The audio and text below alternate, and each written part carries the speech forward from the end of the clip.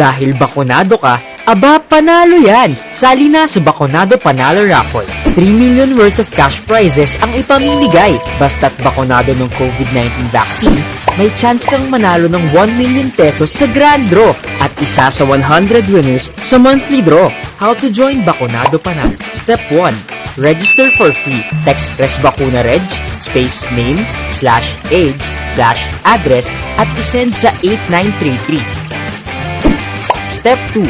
I-text ang vaccine details. Text RESBACUNA, space, first letter ng vaccine brand, /pangilang dose, /LGU, /petsa ng bakuna at isend sa 8933. Piso lang kada send. Kung partially vaccinated ka o nakatanggap ka ng unang dose, meron ka ng 1 raffle entry. Kung fully vaccinated o nakatanggap ka na ng 2 dose, additional 2 raffle entries for a total of 3 raffle entries na agad para sa'yo. Para sa bakuna na isang dose lang gaya ng Johnson & Johnson's Janssen, don't worry, 3 raffle entries agad ang makukuha. Para naman sa ating mga senior citizen, double the number of entries ang makukuha nyo. Kung partially vaccinated, may 2 raffle entries ka. Kung fully vaccinated naman, makakakuha ka ng 6 na raffle entries. 3 monthly draws at isang grand draw worth 1 million pesos ang naghihintay sa December 2021. Ano pang hinihintay mo? Sali na! Sa RESBACUNA, protektado ka na, panalo pa! Bakunado Panalo Raffle. Para sa iyo ito. Para sa karagdagang impormasyon, pumunta sa aming website.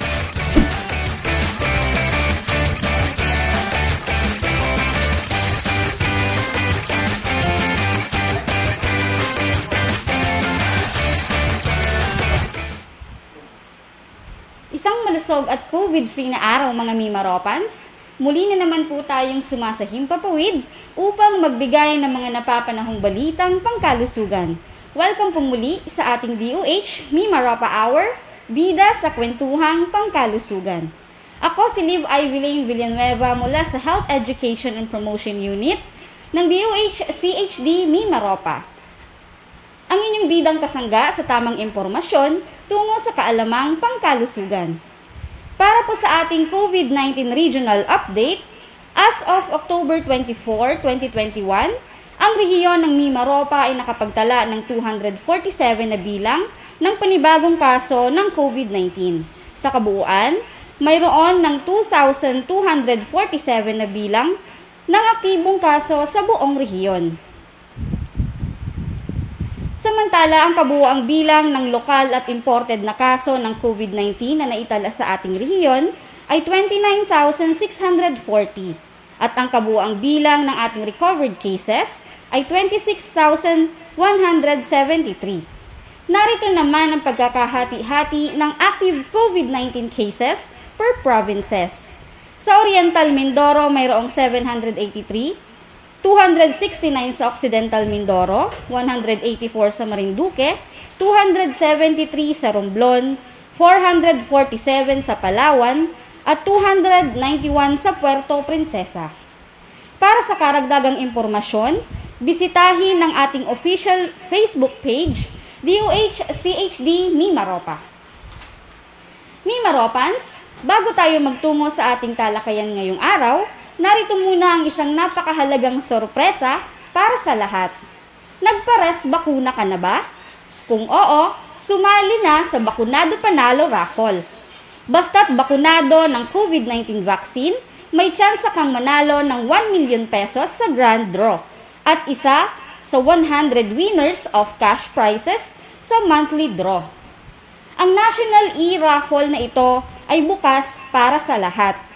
Pilipino na may edad 18 taong gulang pataas na nakatanggap na ng at least isang dose ng COVID-19 vaccines simula March 1, 2021 hanggang December 15, 2021. OFWs na nakatanggap ng at least isang dose ng COVID-19 vaccine dito sa Pilipinas. Upang makasali, Step 1, register for free.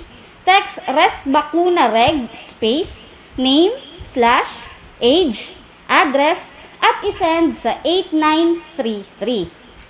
Step 2, I-text ang vaccine details. Pagkatapos mag-register, ay i-text po ang res bakuna, space, unang letter ng brand ng inyong natanggap na bakuna, halimbawa, P for Pfizer, S for Sinovac, slash, sunod ay kung pang ilang dose, slash, pangalan ng inyong respective LGU, at ang panghuli ay ang petsa o araw ng inyong bakuna at isend sa 8933.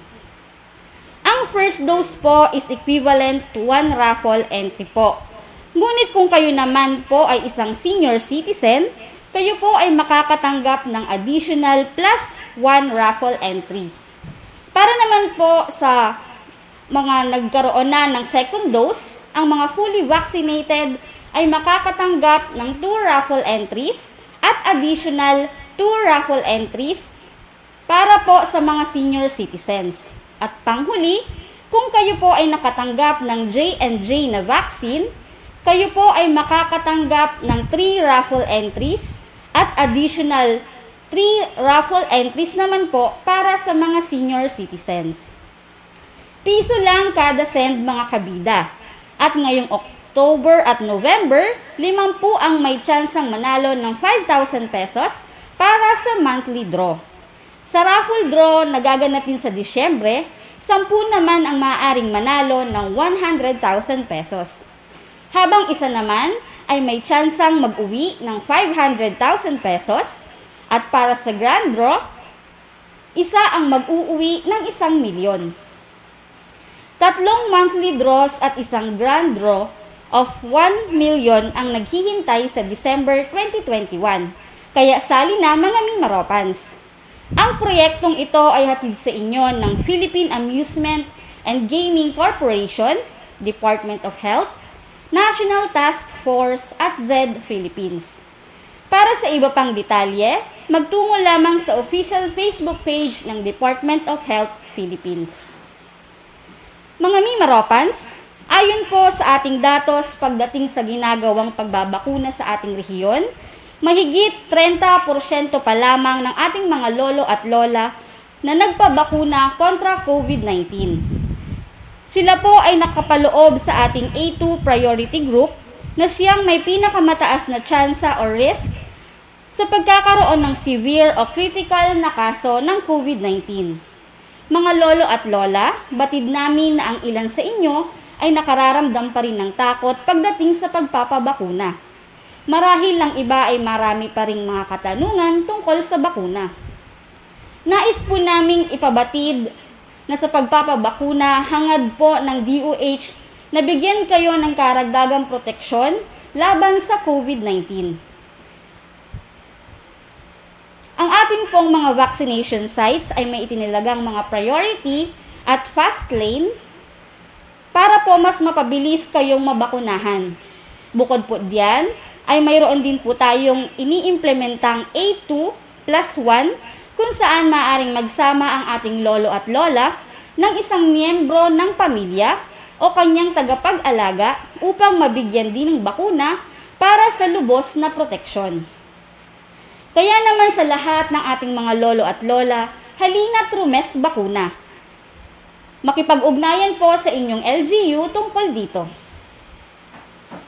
Mimaropans, bida ang bata sa res bakuna. Sa darating na October 29, sisimula na ang Phase 3 vaccination kung saan kasama na ang rehiyon ng Mimaropa sa mga batang edad 12 hanggang 17 taong gulang na may comorbidities. Upang makapagparehistro, makipag-ugnayan sa pediatrician o ospital ng inyong anak upang makakuha ng schedule ng bakuna. Upang malaman ang listahan ng 8 ospital na kabilang sa Phase 1 ng rollout, bisitahin lamang ang bit.ly/pediatric A3 phases. Dalhin ang mga sumusunod na dokumento sa inyong vaccination appointment. Una, medical certificate mula sa pediatrician o physician ng inyong anak na dinidetalye ang comorbidity ng tatanggap ng bakuna. Pangalawa, dokumento na nagpapatunay ng relasyon ng anak sa magulang. Ikatlo, valid ID ng vaccine recipient at magulang o guardian na may litrato ng magulang o guardian para mapatunayan ang dokumento. Ngayon, maaari nang mabakunahan kontra COVID-19 ang ating mga kababayan na may edad 12 hanggang 17. Narito ang mga pangkaraniwang katanungan ukol rito. Maari na bang mabakunahan kontra COVID-19 ang batang edad 12 hanggang 17 taong gulang na mayroong comorbidity? Ang mga bata na nasasabing edad ay mayroong karamdaman, risk factor o comorbidities, halimbawa ng Down syndrome, HIV, cancer, tuberculosis at iba pa, ay parte na ng A3 priority groups at tatawaging Pediatric A3.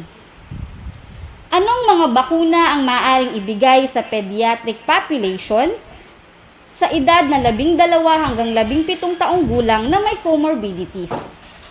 Sa ngayon, ang mga bakuna pa lamang ng Moderna at Pfizer ang pinahihintulutang gamitin para sa pediatric A3. Ang dalawang bakunang ito ay mayroon ng emergency use authorization mula sa Philippine Food and Drug Administration. Upang mapanatiling protektado ang inyong mga anak na kabilang sa pediatric A3, sila ay protektahan sa pamamagitan ng patuloy na pagsunod sa mga minimum public health standards, mask, hugas, iwas, at daloy ng hangin. Mommies and daddies, protektahan ang inyong mga sarili at ang inyong anak laban sa COVID-19. Pinapaigting at pinapalawak ng National Vaccine Operations Center and National COVID-19 Vaccine Deployment at Vaccination Program. Kaugnay nito, layon ng NVOC na palawakin ang health human resource capacity ng bansa upang mas marami pang mabakunahan ang 70% ng populasyon. Nitong October 14, 2021, nagbigay pahayag ang Professional Regular Commission sa tanong ng DOH kung maaaring itap as vaccinators ang mga registered dentists upang palawakin pa ang listahan ng mga professionals na maaaring mag-administer ng COVID-19 vaccine nang sa gayon ay mas mapabilis ang ating vaccination program. Ayon sa Professional Regulatory Board of Dentistry, ang mga rehistradong dentista ay may sapat na kakayahan upang mag-administer ng bakuna dahil sila ay may anatomical at physiological background at may autoridad na magreseta at mag-administer ng mga gamot. Minumungkahi ng PRBOD na ang mga rehistradong dentist ay kailangang sumailalim sa angkop na training sa ilalim ng DOH. Kaugnay nito, narito ang sumusunod na guidelines mula sa NVOC.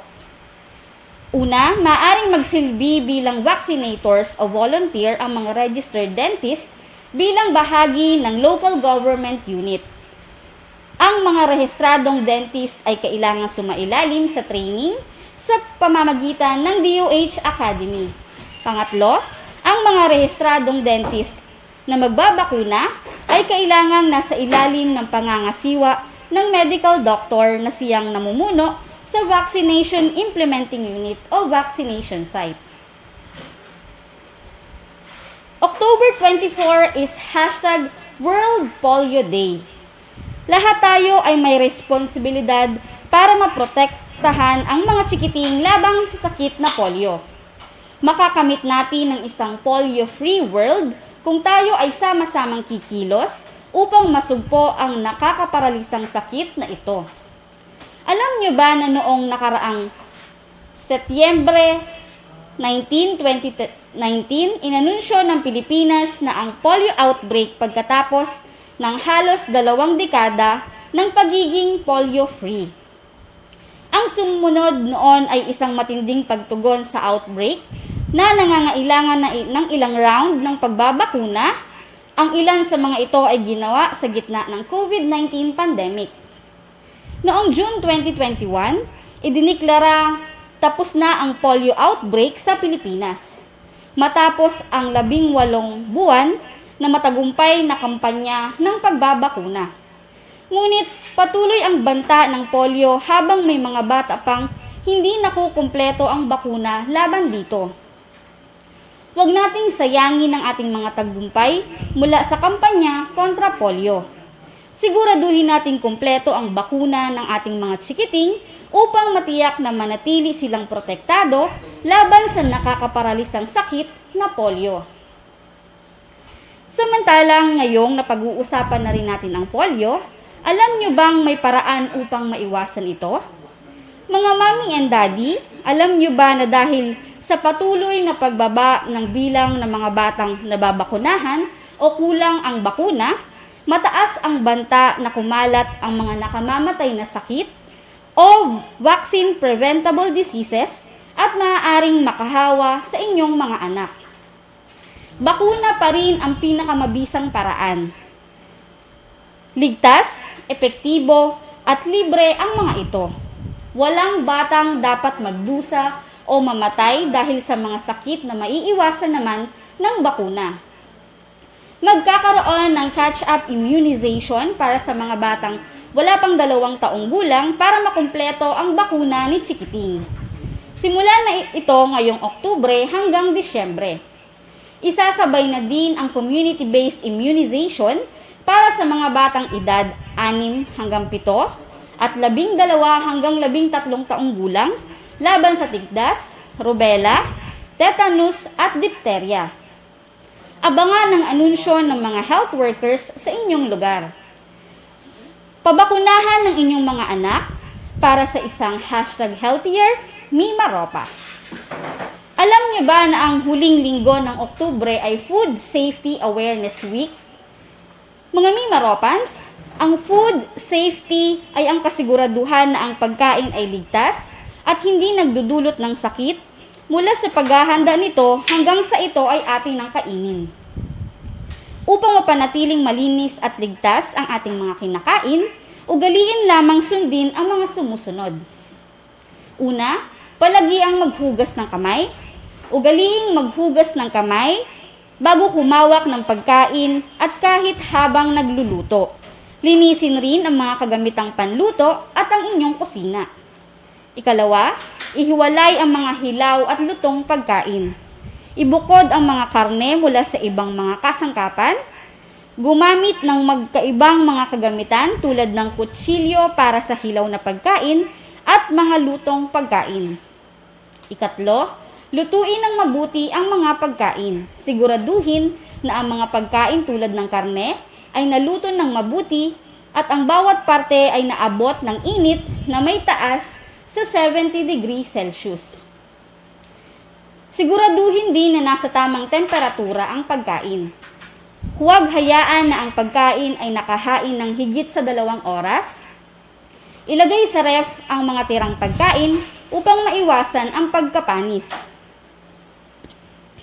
Siguraduhing mainit ang pagkain bago ito ihain. Iwasan ang matagalang pagtatago ng pagkain kahit pa nasa loob ito ng ref. Huwag mag-so ng frozen na pagkain kahit nasa ref.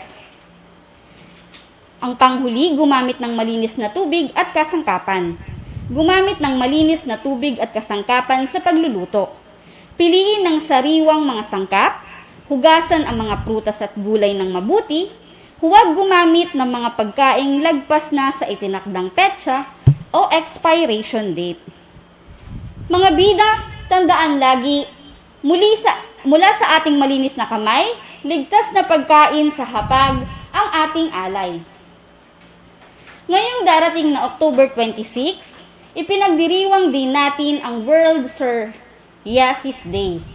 Ngayong ipinagdiriwang natin ang health event na ito, sabay-sabay nating alamin ano nga ba ang psoriasis. Ito ay isang uri ng autoimmune disorder. Sa hindi malamang dahilan, sinisira ng sariling immune system ng katawan ang balat sa halip na protektahan ito.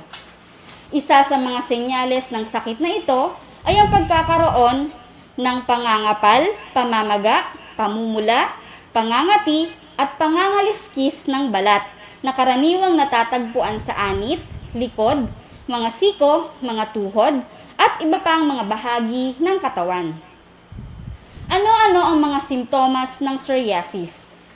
Mayroong iba't ibang uri ng psoriasis at sa bawat uri na ito ay may iba't ibang simptomas.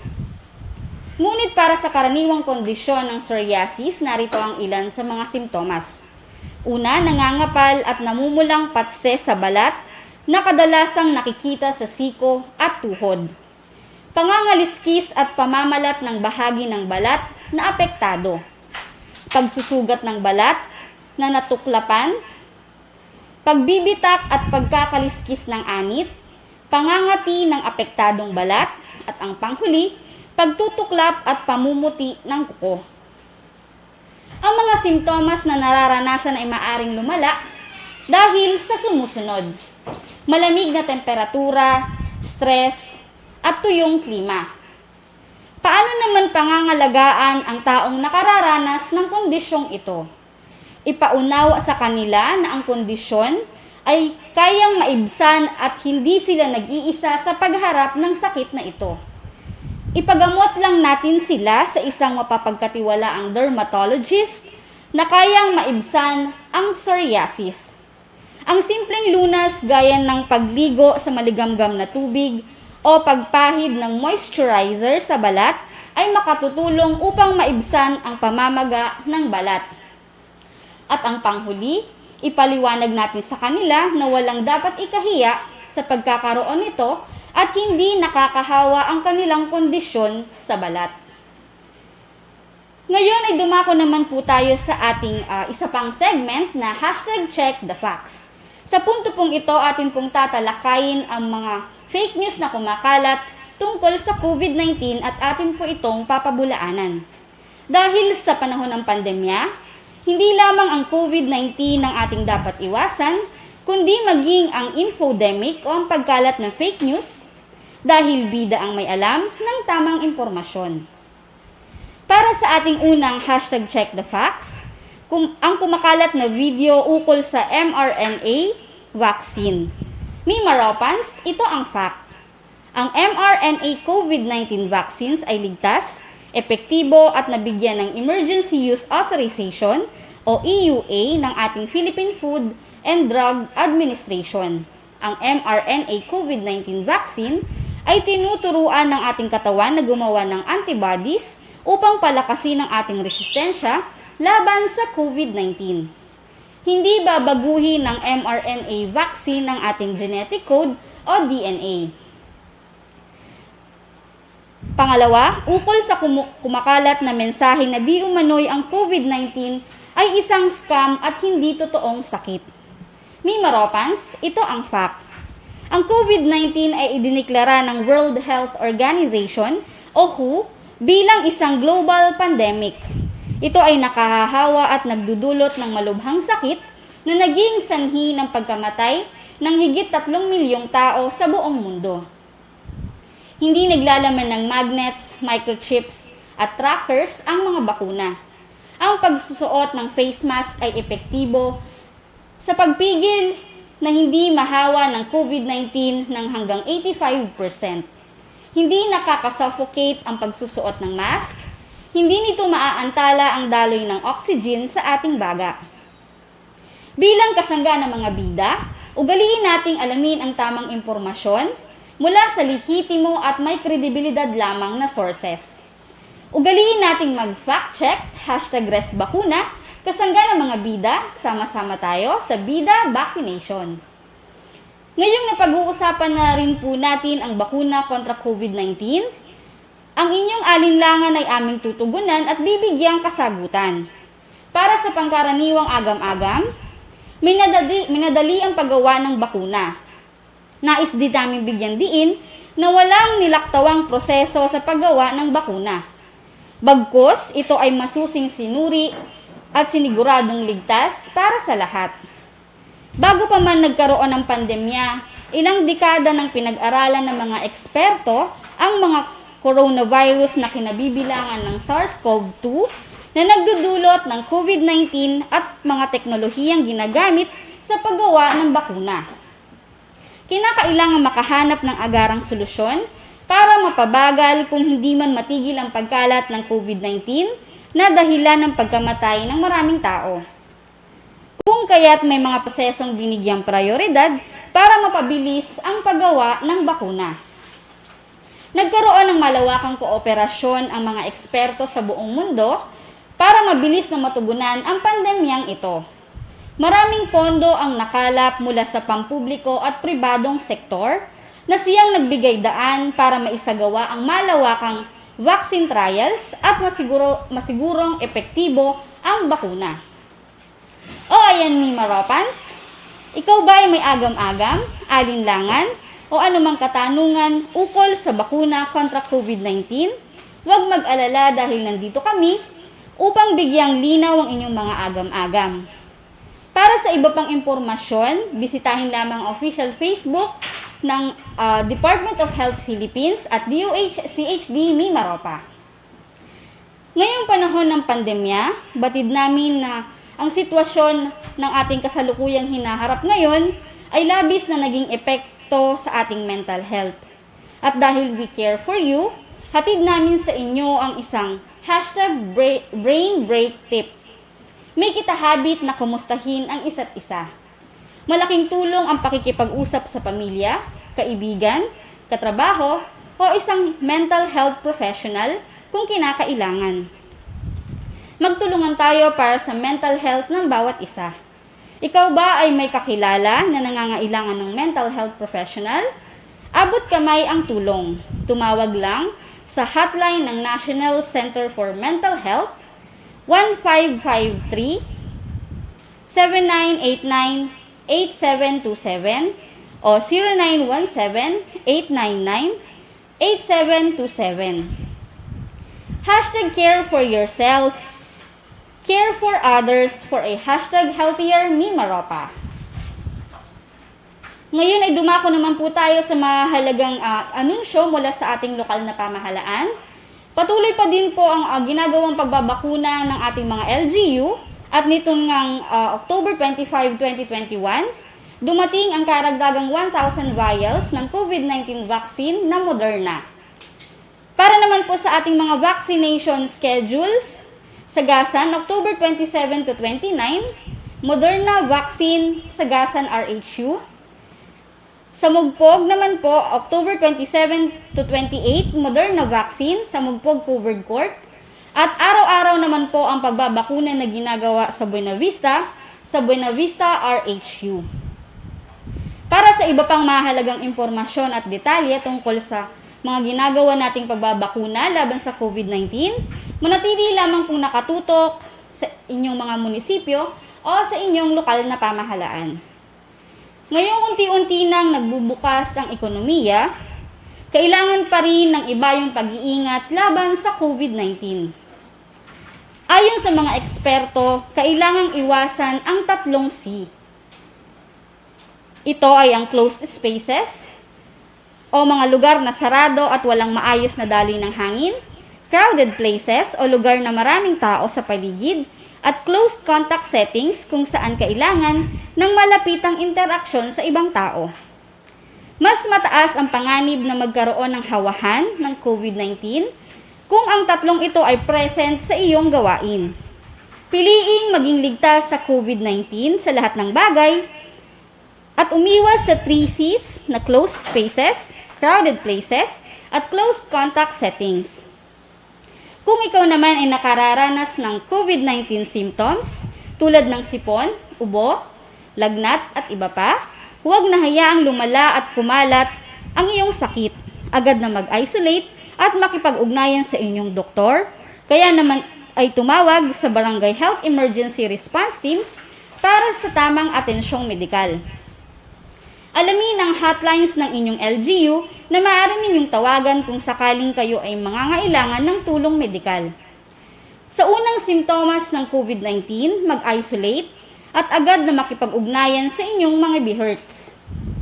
At kung ikaw naman ay nangangambang lumabas para magpa-check up, huwag mag-alala dahil meron ng telemedicine Makipag-ugnayan sa inyong doktor o ospital kung mayroon silang telemedicine services at para mabawasan ang maaaring maging exposure sa COVID-19. Maaari ding pumunta sa Department of Health, www.doh.gov.ph at i-click ang telemedicine button sa kanang bahagi ng website. Sa patuloy na pagtaas ng kaso ng COVID-19, may magagawa ka. Nitong nagdaang linggo, ang inyo pong DOH Center for Health Development Mimaropa ay patuloy na nagpapaalaala sa lahat na ang bawat isa ay may gampanin sa laban natin sa pandemyang ito. Labis po naming hinihingi ang pakikiisa ng lahat sa pamamagitan ng una, stay at home, manatili sa inyong mga tahanan at iwasan ang mga non-essential travels. Pangalawa, mask at home when not alone. Ang lahat ay hinihikayat na magsuot ng face mask sa lahat ng pagkakataon sa alinmang lugar, lalong-lalo na kung kayo ay may kasama sa vulnerable population. Ikatlo, ensure adequate air circulation. Mahalaga na ang isang tahanan ay may mabuting daloy ng hangin, kung kaya't kung maaari buksan ang inyong mga bintana upang magkaroon ng increased air flow. Pang-apat, seek immediate consultation. Kung nakararanas ng alinmang simptomas ng COVID-19, kayo ay makipag-ugnayan sa inyong mga barangay health emergency response teams para sa angkop na management, referral for testing at isolation. Panghuli, go to isolation facilities instead of hospitals. Ang mga individual na nakararanas ng banayad na simptomas ay maaaring manatili sa mga designated quarantine o isolation facilities sa inyong lugar.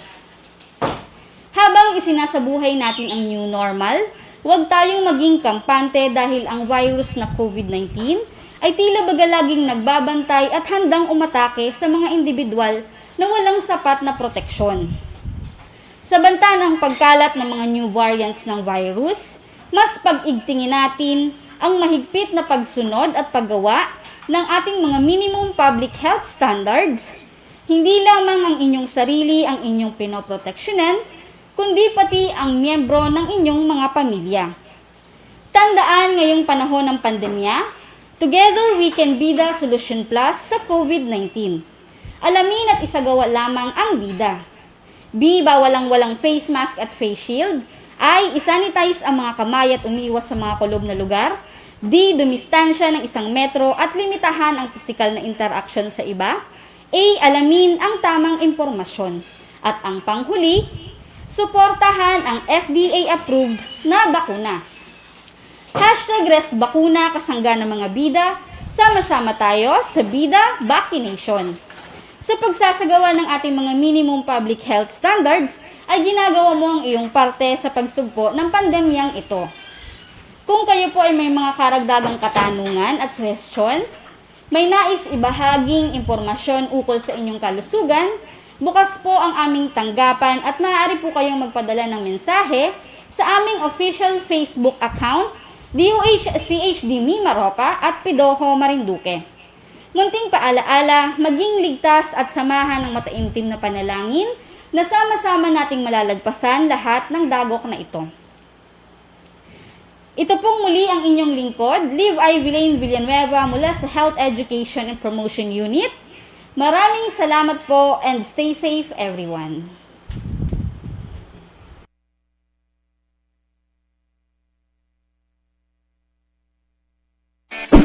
Dahil bakunado ka, aba panalo yan! Sali na sa Bakunado Panalo Raffle. 3 million worth of cash prizes ang ipamimigay. Basta't bakunado ng COVID-19 vaccine, may chance kang manalo ng 1 million pesos sa grand draw at isa sa 100 winners sa monthly draw. How to join Bakunado Panalo? Step 1. Register for free. Text ResBakunaReg, space name, /age, /address at isend sa 8933.